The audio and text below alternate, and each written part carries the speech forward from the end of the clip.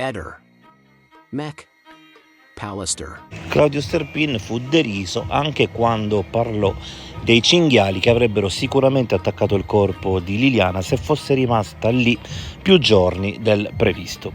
E qualcuno disse: impossibile, lì non ci sono cinghiali. E invece un episodio accaduto il 21 agosto dimostra chiaramente la presenza di questo tipo di animali in quel luogo. Il cerchietto bianco in alto indica dove più o meno accade il fatto di cui parleremo tra poco, e invece andiamo a guardare che il punto in basso bianco indica il luogo del ritrovamento di Liliana, quindi una distanza di soli 160 metri.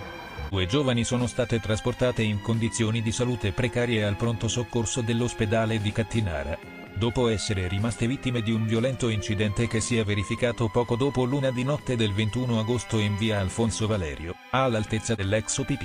Per cause ancora in fase di accertamento da parte delle forze dell'ordine, la vettura su cui viaggiavano è uscita di strada ed è finita capottata, schiantandosi infine contro un palo. Dai primi elementi raccolti, sembra che la conducente abbia tentato una manovra di emergenza per evitare di investire un cinghiale, perdendo il controllo del veicolo. Sul posto sono giunte le forze dell'ordine, i sanitari del 118 e i vigili del fuoco che, dopo aver prestato le prime cure, hanno trasportato le 2 giovani all'ospedale di Cattinara. Fortunatamente, non sono in pericolo di vita. Ehi, non dimenticare di iscriverti a questo canale.